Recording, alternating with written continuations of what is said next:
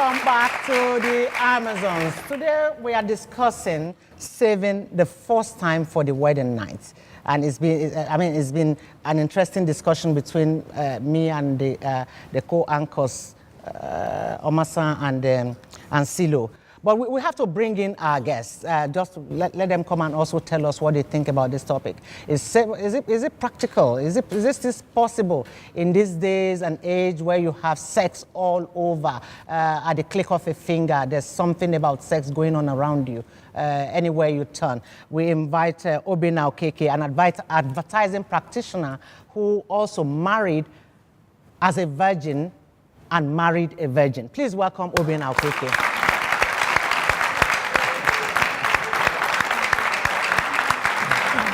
Please this way. Thank you so much. Have a seat.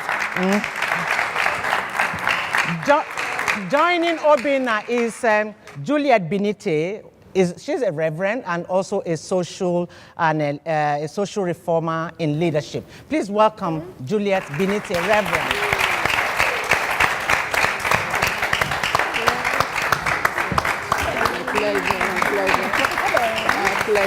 Thank you. Bless you. Welcome to Amazon. God bless you. Please have a seat. Is it still possible? I start with you, Reverend. I know what the Bible says, what the Holy Book says about, keeping yourself till being pure until the wedding night. But when we look at the society of these days, Nigeria, we value, our values are, raising the girl child to be decent, let me use the word, to be decent until the wedding night. But when you have all these things going on around you, how does that play out? How strong can you be to make that happen? Today's discussion is a very serious one, and the realities are on the ground. But we have a generation that are smarter than us. Some of us made our mistakes because somebody promised to marry you, but at the end of the day, he dumped you, and so you suffer a broken heart. Most broken-heartedness are connected to sexual lives, and so there's a disadvantage for that. However, today, a lot of our youths are smarter. People are having all manner of, in quote, kind of sex, but not copulation. And so on wedding nights, you don't really have a full virgin, both male and female. You have people who have done experimental external sex to keep themselves as virgin for that night. So the reality is they have been virgin. I have too many youths who have promised that I'll keep myself, but they'll tell you I've been involved in oral sex. Oh. I've been involved in some other form of sex. Okay, so I'll come to you shortly. The virginity we are talking about here can be, it can be oral, it can be what do you call it? Kissing and heavy, heavy was the word? Necking. Heavy petting and necking without. The word is heavy in my mouth without penetration. Yes. So which one are we talking about here? What is virginity? Maybe we should start from there. That's the problem. Virginity has its definition based on its copulation, where the lady's semen is broken and all that. That is the traditional definition. But virginity has a lot of also other definitions, like within the minds of the two individuals, have they really had sex mentally and experimentally? So where you have all the pleasures without copulation. Yeah. Okay. Yes, so it happens. So really, if we're talking about virginity, we will find a lot of virgins, even both male and female, but some guys have been masturbation all their lives, but not with someone else. Until the wedding night, they're having the first time they're penetrating. So there are critical issues like that we need to now look at. And that's what also affects the marriage conditioning, because really the two people are not that innocent. True. So like Mr. Obinna Okeke now, who married as a virgin, were you involved in copulation without the other aspects, or you were neither here nor there? I didn't marry as a virgin. I married a virgin. Okay. Okay. Point of correction. So you see the problem? Yes, Which the is same what we thing were I talking mentioned. about. See, so you Okay. married a virgin. Was that deliberate? Were you, although you out. weren't a virgin, were you deliberately looking for your bride to be a virgin? No. Ideally, most guys are looking out for brand new, you remove the nylon and all of those things. Yeah, Robert. I didn't go out of my way looking for a virgin. It just, when I discovered information, was like an added incentive or advantage. Okay, at least she has been keeping herself. It means Yes. there is one or two less things to worry about. And by perception, she's a good girl, put it that way. She's So was that marriage an material. incentive or a motivation for A motivation, more like. Okay, so did you have any guilt about about your adventures with the other women whom Who are you not married. didn't marry, but married as a virgin? I mean, Silo, Married you a have- virgin. as a virgin, you have something to say about this. Yeah, but I would like him to answer that question you just asked him now. No, there wasn't any. There wasn't any. There wasn't anybody you disvirgined. No. Okay, so he thought that, okay, that's about it. That's about it. I wanted to just find out, how come, your own side of it, how come it's always a female thing, for people to think that it has to be the woman that's supposed to be virtuous, you understand?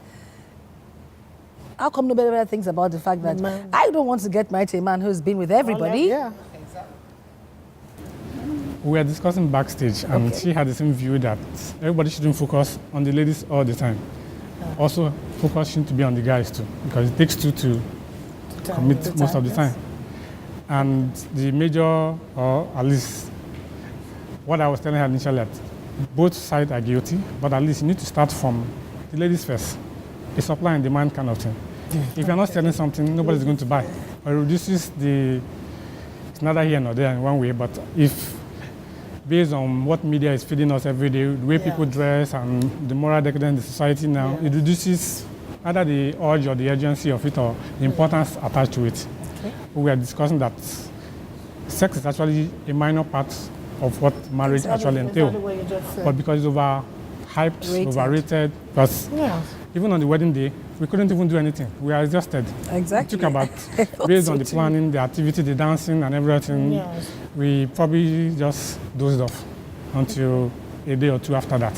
So if it was the perception that wedding night, that's the first time and all of that stuff, it was going to be like a big disappointment. But I wish, excuse me, sorry, continue. I wish I could prod a bit more into your privacy to ask you that simple question, but you answered a bit of it before when you said sex was just part of the marriage, How is that marriage? How did that marriage play out, How did it play out? the first timer or Yes, I mean when you met, when you copulated the first time. After then, what was that relationship? What did it affect the relationship positively or negatively? I'm just curious. both ways.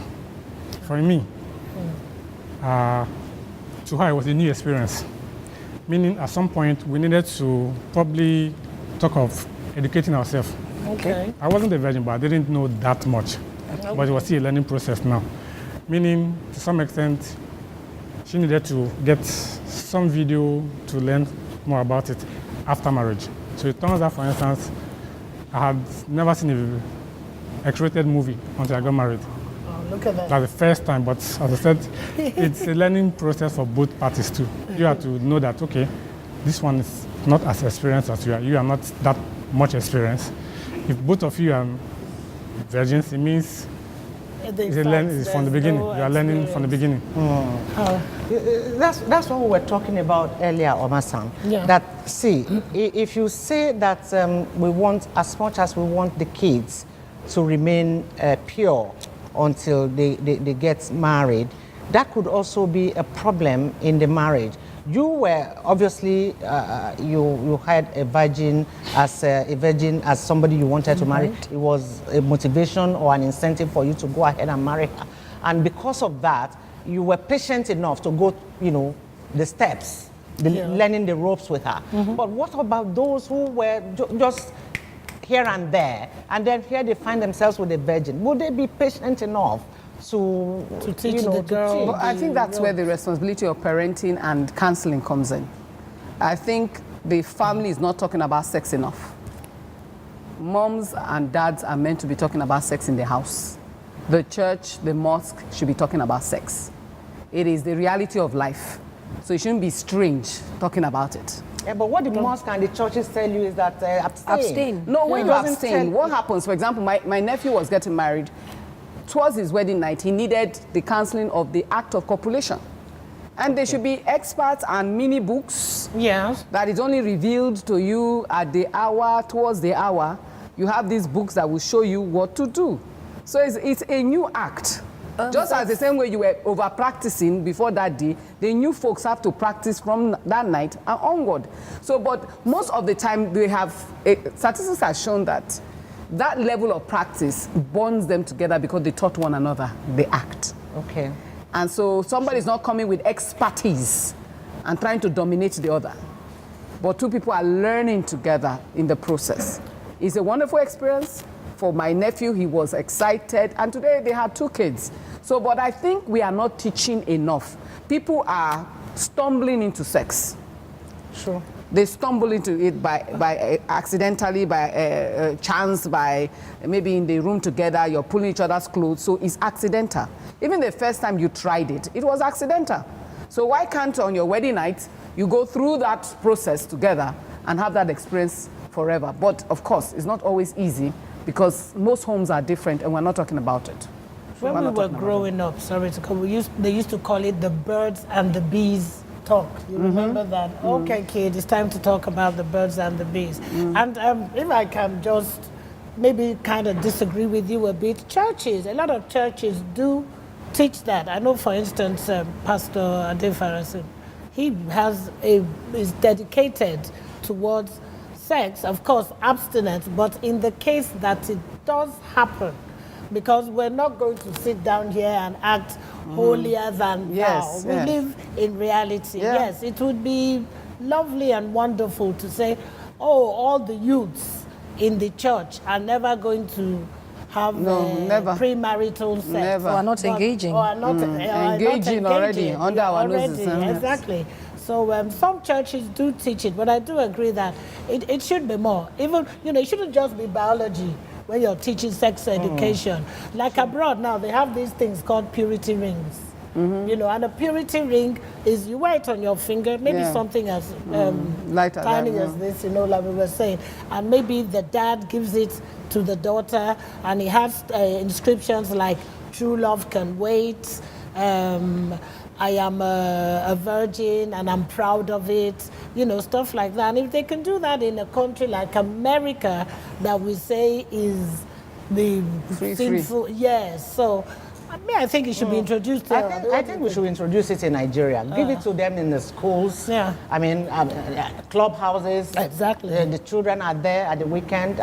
Abstinence, because once you go into that environment and in the mood, what can you do? I'm thinking that the problem with talking the talk is the time that the talk is being spoken. That's what I'm talking about. Now, we cannot wait to get to church. Yes. I think that talk should have been Starts from spoken home. at home. Oh, that's what Now, how many parents sit back and tell their children, come, come, this is going to happen, that is going to happen? Not many parents do Not it. many at all. And these days where we have parents that are going to work from morning and coming back in the evening, they are going to stumble on this information from their friends. Yes. friends, yes.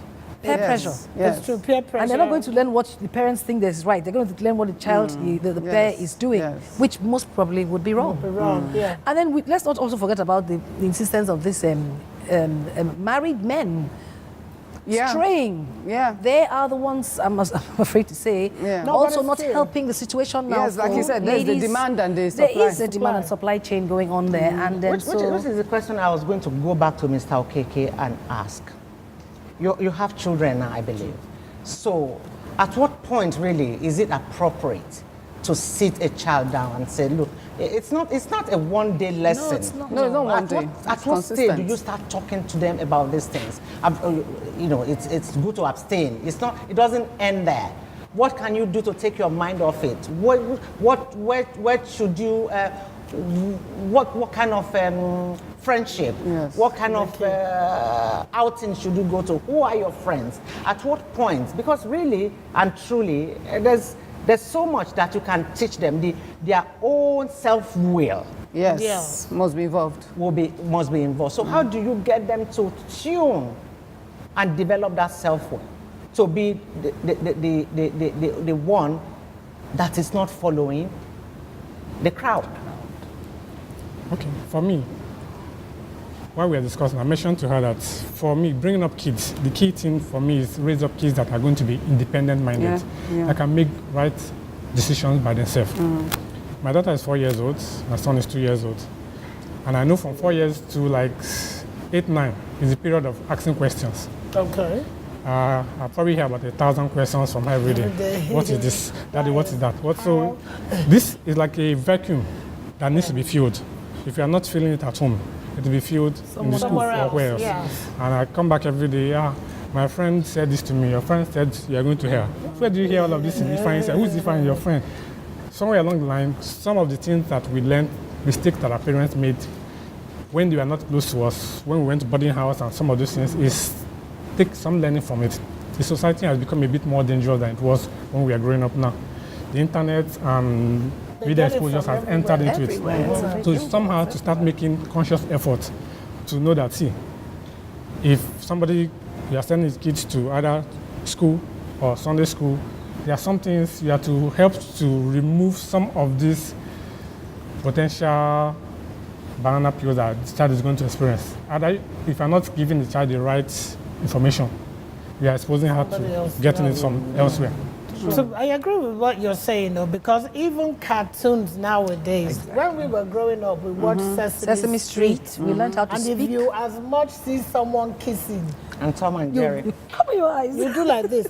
But nowadays, even in the cartoons, there is violence, sex, foul language. You know, so except we're saying maybe our children should live like Mormons and turn off the TV. I mean, what? I have a 17 and 15. 15. Reverend, I'm going to cut you short now. We'll just call for a break. We are still discussing saving the first night for the marriage night or for marriage. You know, it's just we're talking sex on Amazons today after the break.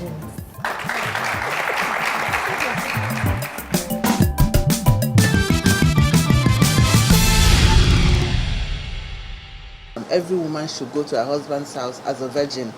First, it shows that you're a girl that is properly brought up.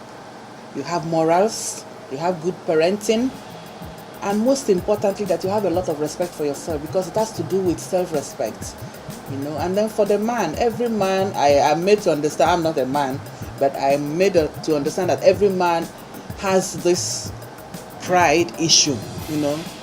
They call themselves territorialists. Every man wants to be with his wife for the first time. And it makes a lot of sense. If you are good enough and you have dedicated yourself to marry that woman, for goodness sake, you should be the first man that will have a relationship with her. You know, that deep sense of relationship, the way we know it.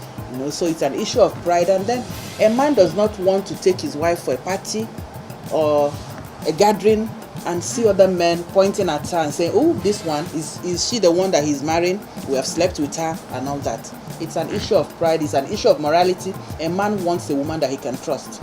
If you come into your marriage as a virgin, the chances are that your husband will trust you very, very well, because this is something that he can verify, something that will tell him, okay, this one is good, she's a good woman, she has morals. Very, very important in a marriage, and it helps to build trust between partners.